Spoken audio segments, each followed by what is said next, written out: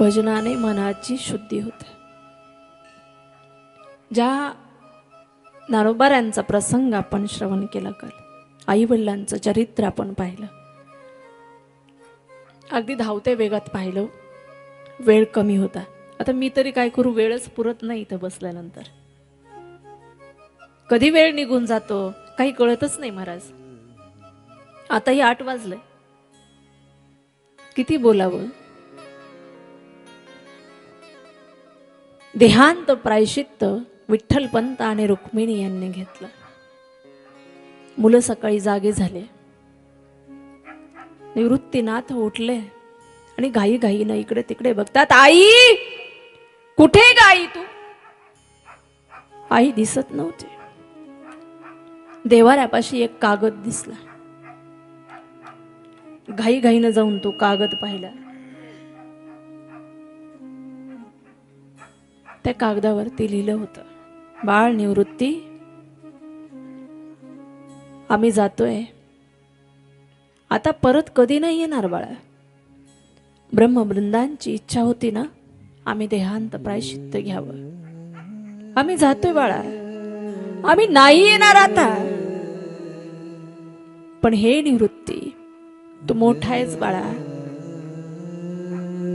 लहान लहान असणारे सोपान दादा, मुक्ताबाई, त्यांची समजूत तू घाल. त्यांना समजाव, तू त्यांची आई हो, तू त्यांचे वडील हो. त्यांना आधार दे. तुझ्याशिवाय त्यांना कोणी नाही सावरू शकणार.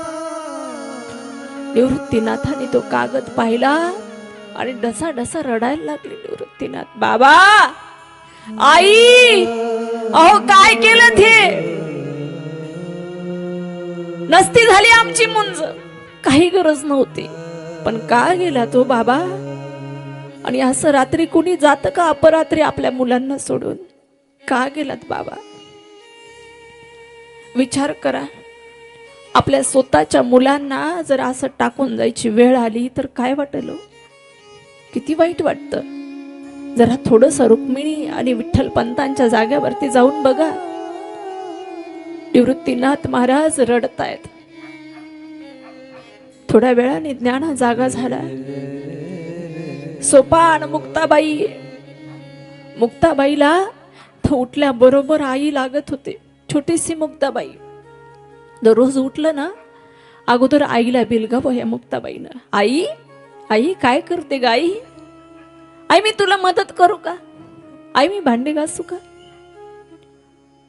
आई माझी वेणी घाल ना गाई. सकाळी सकाळी उठलं का आलापाला घ्यावा रुक्मिणीने आपल्या मुलीचा. आज आई दिसत नव्हती. गाई गाईनं घराच्या बाहेर आली आणि निवृत्तीला विचारलं, दादा, ए दादा, अरे माझी आई कुठे? आई दिसत नाही रे. कुठं कुठे गेली आई आपली? सांग ना रे दादा, कुठे गेली आई? काय सांगणार होता हो निवृत्ती? काय सांगणार ज्ञान दादा? मुक्ते, रडू नकोस ग दादा. आपली आई इंद्रायणीच्या डोहावरती गेली का रे कपडे धुण्यासाठी? पाणी आणण्यासाठी गेली का दादा? आपले बाबा कुठे भिक्षा आणण्यासाठी गेले का? सांग ना, कुठे गेली आई? आणि सकाळी सकाळी मला न सांगताच गेली ग आई आपली. नाही सांगितलं मला. सांग रे दादा, सांग कुठे गेले ते सांग ना. आई, अगं कुठे तू? मी किती वेळची वाट पाहते. चिमुरडी मुक्ता आवाज देते महाराज. आणि एवढ्यात त्या ठिकाणी निवृत्ती दादाने समोर यावं आणि सांगावं, मुक्ते सांगू तुला आपली आई कुठे गेली? आपली आई एवढ्या दूरच्या गावाला गेली आहे ना, का तिथून आता परत कधीच येणार नाही ग मुक्ता. कधीच नाही येणार. रडू नकोस ग मुक्ते. हंबरडा फोडून ही भावंड एकमेकांना बिलगली होती. त्या सिद्ध बेटामध्ये दुसरं कोणी येतही नव्हतं. सगळ्यांनी म्हणावं संन्यासाचे कार्ट आहेत. अरे यांचा स्पर्श होऊ देऊ नका, यांना जवळ करू नका, यांची सावली सुद्धा नको. विठ्ठलपंत आणि रुक्मिणीच्या मनात एकच होतं की आम्हाला वाळीत टाकलं, आम्हाला काही नाही त्याचं वाटत. आम्हाला यांनी देहांत प्रायश्चित्त घ्या म्हटले. ठीक आहे, आम्ही घेऊ देहांत प्रायश्चित्त, पण या लोकांनी माझ्या मुलांच्या मुंजीस परवानगी द्यावी. माझ्या मुलांना वाडीत टाकू नये, त्यांच्यामध्ये घ्यावं. कुठल्या आई वडिलांना वाटतं आपल्या मुलांना वेगळं टाकावं म्हणून? नाही वाटत महाराज, नाही वाटत हो. आई वडील असतात ते. मायबाप गेले, थोड्या वेळाने सावरलं. पोटामध्ये भूकही लागते ना महाराज. सावरलं स्वतःला, कारण ज्ञानी आहेत, एकापेक्षा एक ज्ञानी आहेत. सावरलं, घरबीर सगळं आवरून घेतलं आणि म्हणे हे पत्र आता बाबांनी जे लिहून ठेवलेलं आहे ना, जाऊ आपण पैठणला, दाखवू त्या ब्रह्मवृंदांना, जाऊ आपण. हो आपण जाऊ. तयारी केली जाण्याची. पण निवृत्तीला ज्ञानदादा म्हणतो, दादा अरे भिक्षा मागून आणू ना, भूक लागली रे, काहीतरी खाऊ थोडस आणि निघूयात आपण, जाऊयात आपण पैठणला. पण अगोदर हे पत्र गावातल्या लोकांना तर दाखवू, पाहू ते काय म्हणतात ते. पत्र घेतलं, काखे झोळी अडकवलेली महाराज निघाले गावामध्ये. आळंदीला गेलेले असाल कधी तर सिद्धभेट आणि आळंदीचा थोडासा अंतर आहे. गावात आले आणि आल्याबरोबर आवाज दिला, भिक्षान देई. कुणी भिक्षा नाही वाढली.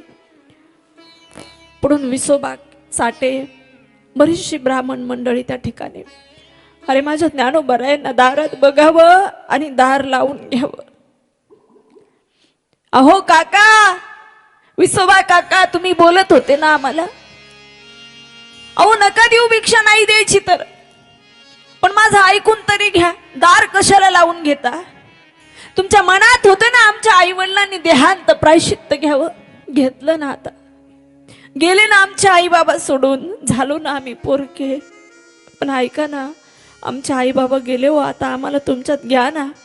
असं नका करू हो काका. का करता आमच्या सोबत असं, का वागता? संन्याशाच्या कारट्या, चल चालता हो दारातून. अहो आम्हाला न्याय पाहिजे, न्यायासाठी आवाज देतोय आम्ही, न्याय द्या आम्हाला. भिक्षा नाही भेटणार आणि न्यायही नाही भेटणार. न्याय पाहायचा असेल ना, पाहिजे असेल ना, जा पैठणला आणि विचारा तिथल्या ब्राह्मणांना. आम्हाला काय विचारता? नको ते बोलत होते महाराज. आहे असे परत आले, घाईघाईनं निघाले मग जाण्यासाठी. दरकोश दरमुक्काम करत करत पैठण तीर्थक्षेत्रामध्ये चिमुरडे मुक्ताबाई बरोबरच आहे. 5-6 वर्षाचं मुक्ताबाईचं वय. 8 वर्षाचे सोपान काका, 11 वर्षाची माऊली आहे, 12-13 वर्षाचं वय निवृत्तीनाथांचं. 2-2 वर्षाचा फरक होता महाराज या मुलांमध्ये. गेले पैठण तीर्थक्षेत्रामध्ये, गेले. ते पत्र लिहिलेलं दिलं हातामध्ये, तुम्ही सांगितल्याप्रमाणे आम्ही देहांत प्रायश्चित्त घेतोय. पण माझी 4 मुलं आहेत, निवृत्ती, ज्ञाना, सोपान आणि मुक्ताबाई. यांना आता वाळीत टाकू नका. हे ब्रह्मबंधांनो, कृपा करून माझ्या मुलांना मुंजीस परवानगी द्या. त्यांना तुमच्यामध्ये घ्या, वेगळं नका सोडू त्यांना. असं नका करू. मग त्या दिवशी पैठणमध्ये फार मोठी सभा भरणार होते. घाटावरती सगळे एकत्रित आले. सगळे सांगत होते, कुणीतरी 4 बालक आहेत, आळंदीवरून आलेत. पैठणमध्ये विद्वान ब्राह्मण होते महाराज. पैठण हे शहर होतं पूर्वी, खूप मोठं शहर. तिथं सगळे न्याय निवाडे केले जायचे, कोर्ट त्या ठिकाणी. मग त्या ब्राह्मणांची सभा त्या ठिकाणी भरली. तेजस्वी बालक आहेत, फार सुंदर दिसतात, फार तेज आहे त्यांच्या चेहऱ्यावरती. आता हे काय सामान्य होते का? महाविष्णूचा अवतार, सखा माझा ज्ञानेश्वर. निवृत्तीनाथ तरी कमी होते का? साक्षात भगवान भोलेनाथ अवतीर्ण झालेले. सोपान काका ब्रह्मदेवाचं स्वरूप आहेत. मुक्ताबाई आदिमाया भगवती जगदंबा आहे, सामान्य नाही. लोकांनी बघावं, बघतच राहावं. बायांना वाटावं, अरे यांना जवळ घ्यावं, यांना काहीतरी खाऊ पिऊ घालावं.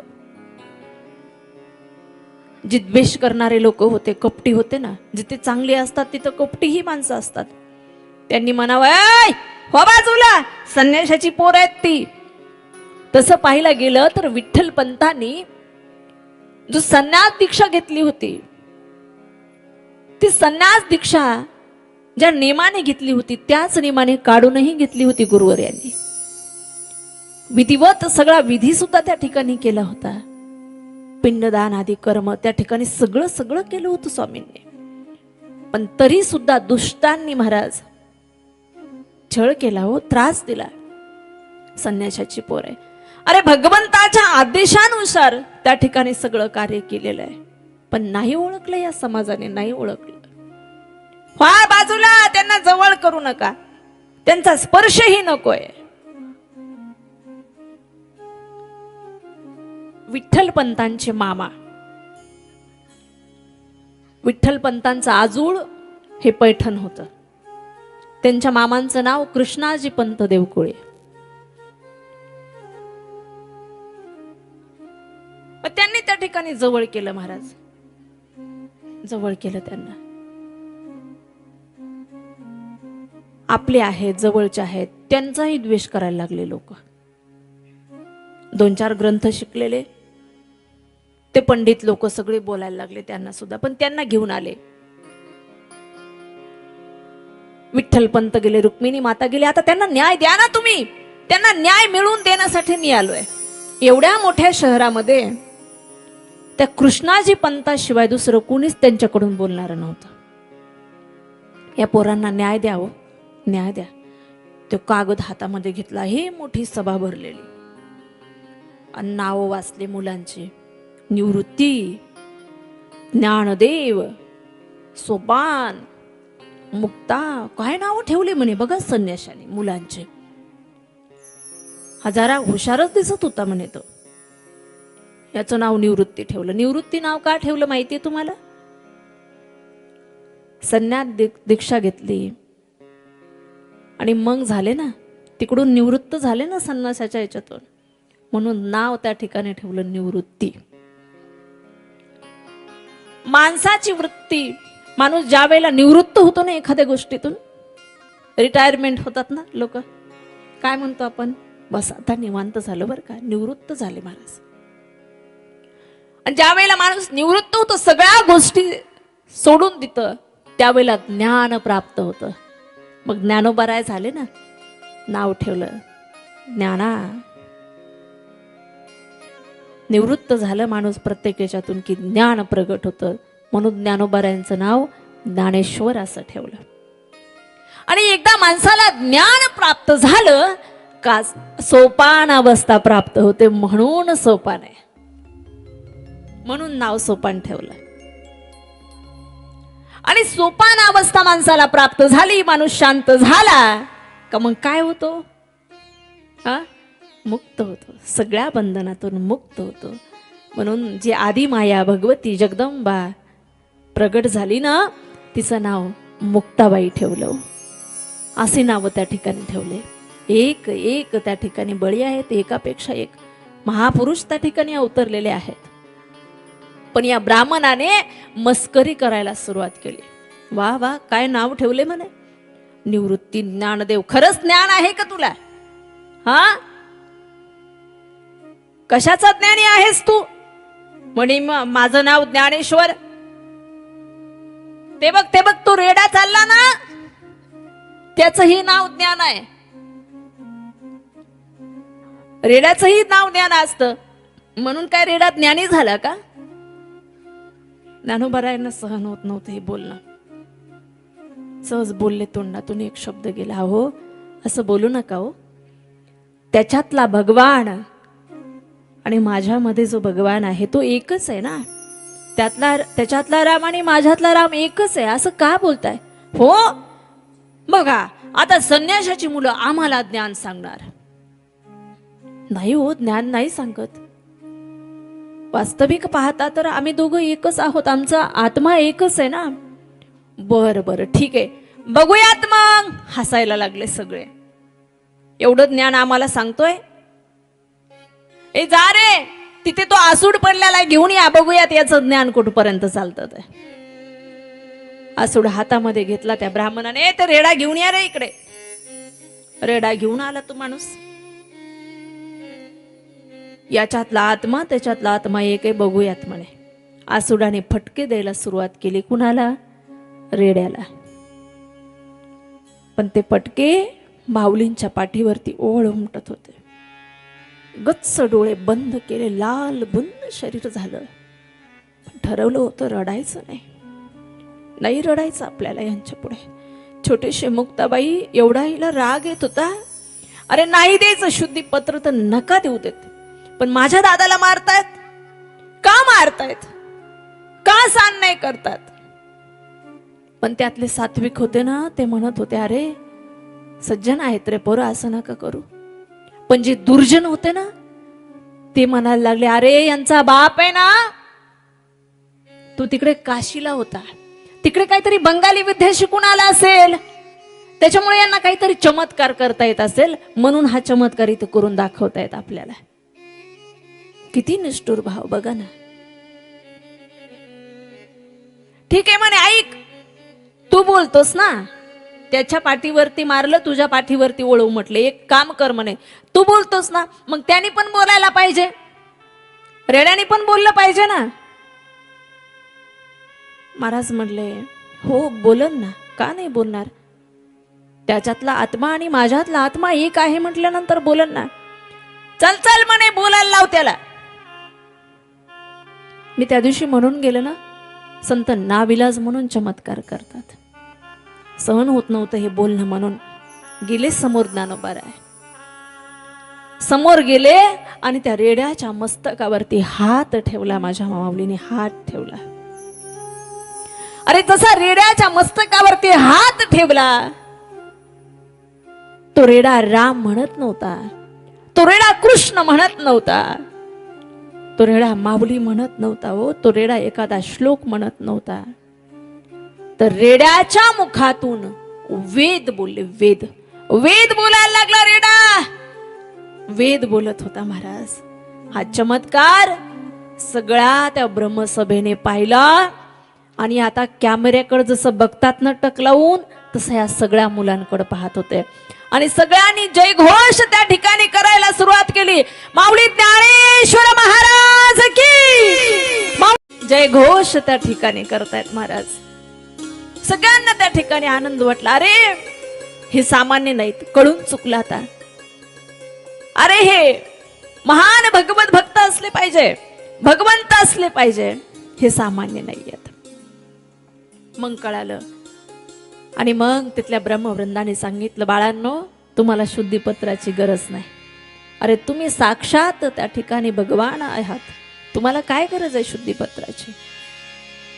मग काही दिवस, थोडे दिवस तिथे राहिले आणि त्याच्यानंतर निघाले महाराज.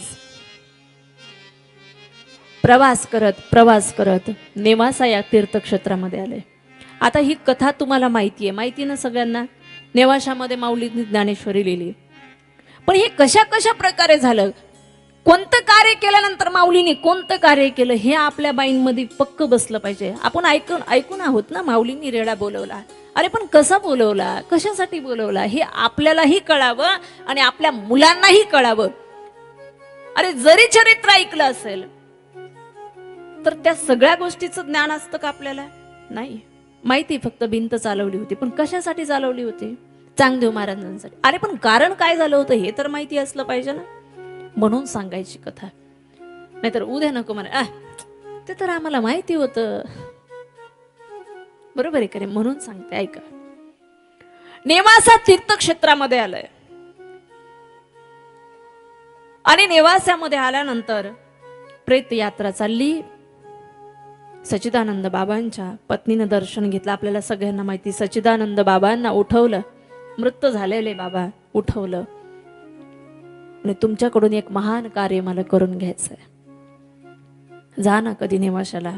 नेवासाला गेले ना तर तो खांब आजही आपल्याला त्या ठिकाणी पाहायला भेटतो. त्या खांबाला पाठ ठेवून तिथे बसले. रेडा बरोबरच आहे माऊलींच्या. तो रेडा तसाच घेऊन आले पैठणवरून. बसले आणि ज्ञानेश्वरी सांगायला सुरुवात केली. किती वय होतं माझ्या माऊलींचं?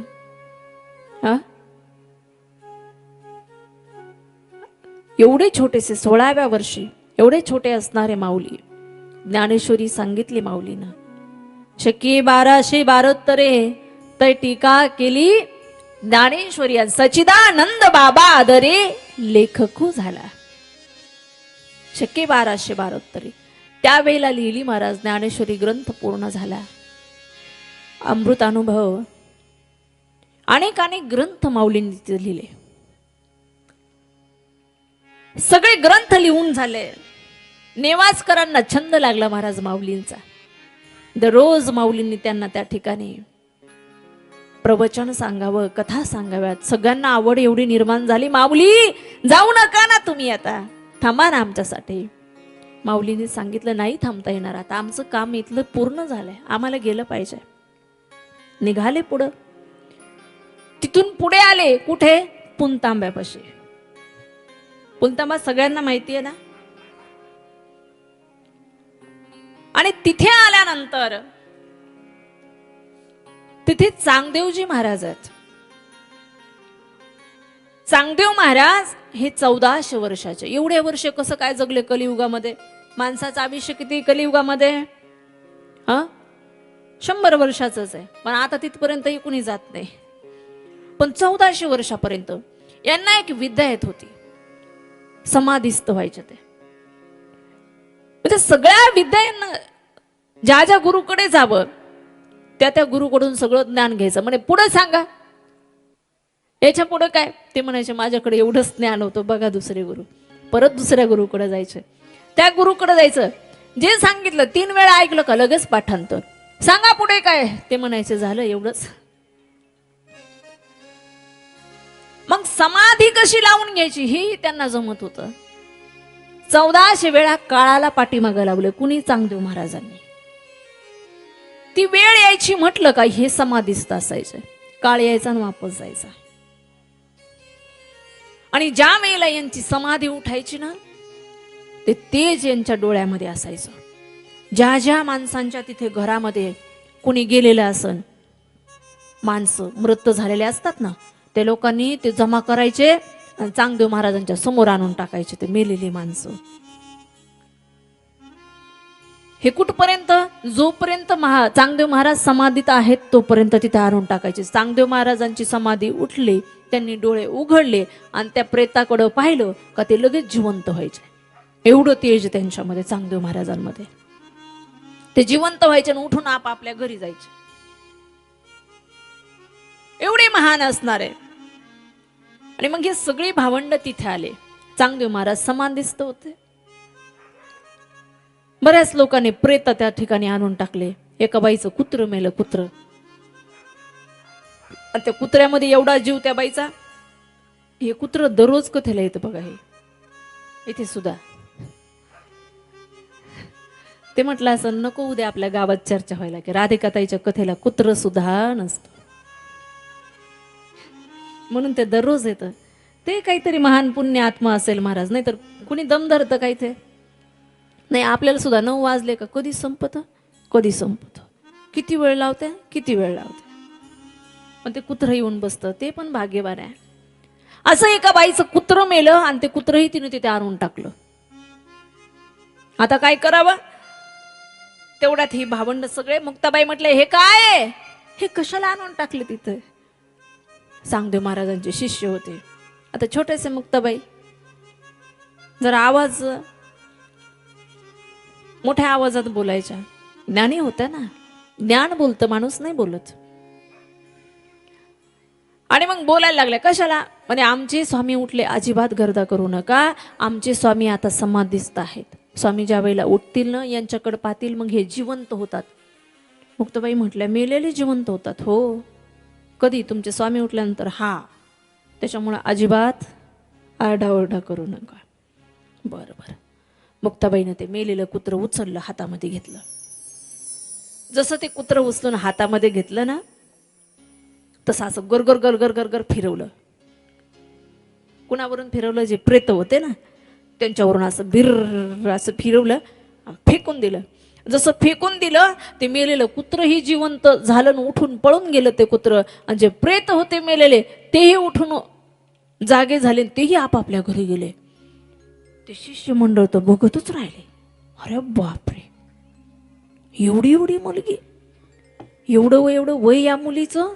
आपले स्वामी तर किती वर्षाचे, 14 वर्षाचे. त्याच्यासाठी एवढे दिवस समाधी लावून बसतात, एवढे वर्ष, आणि मग त्यावेळेला हे सगळं घडतं. आणि एवढी एवढी मुलगी आली, नुसतं ते कुत्र फिरवलं आणि सगळे जिवंत झाले. स्वामीला सांगितलं पाहिजे. पण आता समाधी कसं काय, समाधीमधून कसं काय उठवणार जागे झाल्यानंतर, सांगू. हे निघाले भावंड पुढे तिथून प्रवास करत करत आळे फाट्यापर्यंत त्या ठिकाणी आले. आळे गावात समाधी त्या रेड्याला द्यायची होते, पण तिथं नाही देऊ दिली तिथल्या लोकांनी. ए म्हणे, हे रेडा तिकडच घेऊन जा. मग आळ्याच्या वनात गेले, वनात. आणि त्या आळ्याच्या वनात रेडे महाराजांना समाधी दिली माऊलीने. तुम्ही आता इथे थांबून घ्या म्हणून. आजही तुम्ही आळे फाट्याला तिकडे गेले ना, त्या आळेला, तर तिथं आपल्याला रेडे महाराजांचं दर्शन घ्यावं लागतं. अरे भगवान का स्पर्श जो होता है ना, तो वो अलग होता है. असं म्हणतात बघा. देवाची भक्ती, देवाचं नामस्मरण असं आहे का तिथपर्यंत जाईपर्यंत फार त्रास असतो माणसाला. देवाच्या भक्ती मार्गाला आपण लागलो ना, फार त्रास होतो. एखाद्या माणसाने बघा कथा कीर्तन ऐकावीन, त्याला वैराग्य प्राप्त व्हावं, ते मग लगेच काय म्हणते, एवढी कथा ऐकली, एवढं ज्ञान, चला आता आपण आजपासून गंध लावायचा, माळच घालून टाकू. आता ताई आहे तिथं 7 दिवस, ज्यांना ज्यांना नाही ते असं मनामध्ये आलं बरं का. तुमच्या नाही येणार, तुम्ही काही घालू नका. तुम्ही घालणार जेव्हा दात कामातून बाहेर जाणार तेव्हा, असंच ना. एखाद्या सज्जन माणसाला वाटलं चला आता माळ घालून घेऊ, मस्त गंध लावायचा, गळ्यात माळ घालायची, दररोज देवाचं दर्शन करायचं आणि चांगल्या माणसासारखं जगायचं. ते सकाळी सकाळी उठतं, ते कपाळाला गंध, गळ्यात माळ, आणि ते निघत दर्शनाला. आय आपल्या पाटलाचा सध्या आहे का काय? सदा भाऊ लयच आज ताईट रे. काय ते गंधन, काय त्या माळान, अगा एवढं लयच परिणाम झालेला दिसतोय संत चरित्र कथेचा. ते घरी राग येतं, चेष्टा करतात ना, हसतात. ही माळ आणि हा गंध इथंच राहू दे, पण नको आपली इज्जत जायला, नको ते बोलतात लोक म्हणून. असं नाही करायचं. अरे एखाद्याची इच्छा झाली, घालावीशी वाटते का माळ, घालून टाक बाबा. वा वा वा, बरं झालं माळकरी झाला. एखादा भजना आमचा तयार होईल, एखादी भगवंताची सेवा करणारा व्यक्ती तयार होईल. तुझ्या बी आयुष्याचं सार्थक आणि तुझ्या कुटुंबातल्या परिवाराचं सुद्धा सार्थक. घालावी माळ. आता मगाशी आम्ही येत होतो रस्त्याने, अरे काय होतं आजकाल, लोक खाणारी, नको ती व्यसन करणारी निघाली ना महाराज. त्यामुळे अनेक कुटुंब बर्बाद झाले, अनेक कुटुंब बर्बाद झाले. का? 17-18 वर्षाची मुलं बाहेर कॉलेजला असताना बाहेर राहतात, हॉस्टेलला, नको ते उद्योग करतात, नको ते व्यसन करतात. घरी आल्यावर माईबापांना 12-12 वाजेपर्यंत वाट बघत बसावी लागते, पोरग कधी येतं. वाढदिवस असला का पोरग तिकडंच केक कापितं, तिकडंच पार्टी करतं, फुल होऊन येतं मित्रांच्या बरोबर. आणि येताना एवढी भयानक गाडी चालवतं महाराज, एवढी भयानक गाडी चालवतं. अरे त्याच मुलाला, बापाला खंदा द्यायची वेळ येते, धाडकन कोणीतरी उडवतं, गत प्राण होतं. अरे किती त्या बापाचे स्वप्न असतात, किती त्या आईचे स्वप्न असतात. अशी वेळ आपल्यावरती येऊ नये, आपला मुलगा व्यसनाच्या अधीन जाऊ नये. सगळ्यात मोठी प्रॉपर्टी जर आपल्या जीवनामध्ये जर काही असेल तर ते निर्व्यसनी जीवन आहे माणसाचं. चांगलंच खाल्लं पाहिजे, चांगलं बोललं पाहिजे महाराज, आणि कुणाच्या तरी कामी यावं हे जीवन. आणि ज्या माणसाचं जीवन दुसऱ्याच्या कामी येतं ना, त्याला माणूस म्हणतात गड्या. पण ज्या माणसामुळे दुसऱ्याला उपद्रव होतो, दुसऱ्याला त्रास होतो, त्याचा काही उपयोग नाही. मग किसी आळ्याच्या वनात रेडे महाराजांना समाधी दिली. तिकडच्या परिसरात तुम्ही कधी गेला ना, अनेक ठिकाणी मुक्ताबाईची मंदिरं दिसतात. का? या मुक्ताबाईनं अनेकांना उपदेश करावा. महाराज चिमुरडी मुक्ता, पण समाजाला सुधरवण्याचं काम माझ्या मुक्ताबाईने केलं. तिथून पुढे आळंदी या ठिकाणी आले. लोकांना कळालं होतं यांनी त्या ठिकाणी चमत्कार केलाय, रेड्याच्या मुखातून वेद बोलवलाय, पण अजूनही त्रास कमी नव्हता झालाय. माऊली ज्ञानोबरायांनी झोळी अटकवली. निवृत्ती दादांनी सांगितलं, ज्ञाना मी चरोलीला जातो भिक्षा मागण्यासाठी, तू आळंदीत जा, जाऊन ये तू लवकर. ठीक आहे जातो, जशी तुमची आज्ञा. कारण गुरु मानत होते ना महाराज. गेले निवृत्तीनाथ. ज्ञानेश्वर महाराज गावात आले. गावात आल्यानंतर एक कुणीतरी ब्राह्मण आपल्या मुलाला मुलगी पाहण्यासाठी निघाला होता. विवाह करायचा होता त्याच्या मुलाचा. घोड्यावरती टाप टाप टाप टाप टाप त्या ठिकाणी निघाला गावातून. असंच वाजत होतास बघा, घोडा चालायला लागला. आणि असं निघाल्यानंतर माऊली समोरून येत होते. कुठं निघालास? थांब. सकाळी सकाळी तोंड दाखवलंस, आता मला असं वाटतंय माझं काम होतं की नाही. जवळ गेले महाराज आणि लात मारली. हो माझ्या माऊलीच्या छातीवर लात मारली. माऊली म्हणतात, काका अहो मी भिक्षा मागण्यासाठी निघालो होतो. संन्यासाच्या कार्ट्या, अरे सकाळी सकाळी तोंड दाखवलंस, किती मोठ्या कामासाठी निघालो होतो मी, माझं कामच होणार नाही. नको ते बोलत होतात महाराज. असे काही काही शब्द त्या ठिकाणी उच्चारलेले ग्रंथामध्ये. का उच्चारू वाटत नाही हो, तोंडाने नाही उच्चार करा वाटत माझ्या माऊलीसाठी त्या शब्दांचा, असं त्या ठिकाणी बोलायचे माऊलीला. ते निघून गेले. माऊली तसेच पुढे आले. परत एक व्यक्ती त्या ठिकाणी आला. थांब, भिक्षा मागायची नाही गावात. गाव आठवायला आलास वय? तुम्हाला लाज तरी कशी नाही वाटत रे? किती वेळा हकलून दिलं तरी पुन्हा पुन्हा येता गाव बाटवायला. चला निघा. माऊलीने नाही ऐकल्यासारखं केलं आणि आवाज दिला, भिक्षान देई माते. कोणी एका बाईला दया आली आणि एवढं एवढं पीठ झोळीमध्ये टाकलं. एका बाईनं थोडीशी ज्वारी टाकली. माऊली घेऊन निघाले ती झोळी. लुटू लुटू लुटू लुटू माझी माऊली पुढे चालतीये. आणि माऊली पुढे जात असताना पाठीमागून त्यांनी यावं आणि ती झोळी हिसकावून घेतली महाराज.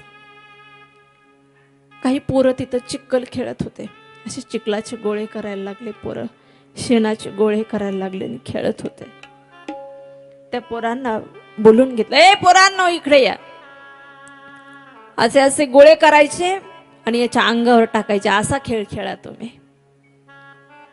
माऊलींच्या अंगावर ते टाकले. हो जी झोळी होती ना, एवढं एवढं पीठ मिळालेलं, एवढी एवढी ज्वारी त्या ठिकाणी मिळालेली, त्याच्यामध्ये ते शेण टाकलं. झोळी त्या ठिकाणी तोडून टाकली.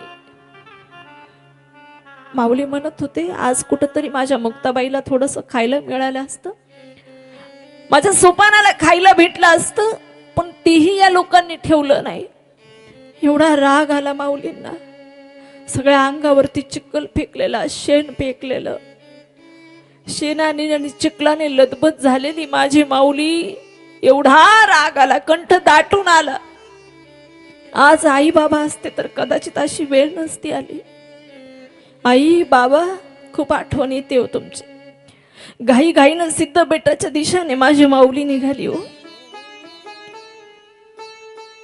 वारं वाहत होत, भरा भरा भरा भरा वारा वाहतोय, धूळ उडतीये. असं वाटायचं जसं तुकोबारायांना वाटत होतं, देवा आता दिसू नये ऐसे वाटे. ह्या लोकांना दिसूच नाही आता. हा देहच आपला ठेवणे, कशाला ठेवायचा? अरे कुणासाठी जगतोय आपण? कशासाठी जगतोय? का जगतोय आपण या लोकांसाठी? यांच्या मनात दया नाही? किती कपटे आहेत हे, एवढा त्रास देतात. घाई घाईनं सिद्धपेठ मध्ये आले. छोटेसे मुक्ता आणि सोपान लाकडं जमा करत होते की आता माझा ज्ञान दादा काहीतरी घेऊन येईल, त्यांना मला भाकरी करून खाऊ घालायची आहे. निवृत्ती दादा आलेली होते, यांची स्वयंपाकाची तयारी चालू करायचीच होती. आता घाई घाईनं ज्ञानदादा आला आणि जी कुटिया होती, पर्णकुटी होती, त्या पर्णकुटीचं दार दाडकन लावून घेतलं ना आतमध्ये माझी माऊली बसली. धडा धडा रडायला लागली माऊली. माऊली रडतात. छोट्याशा मुक्ताईनं पाहिलं. निवृत्ती दादा, अरे बघ ना आपला ज्ञानदादा असा घाईघाईने आला ना, असा काय राग आतमध्ये जाऊन बसलेला आहे. हो ग मुक्ता, हातातलं काम तिथंच सोडून दिलं, पर्णकुटीपाशी आले.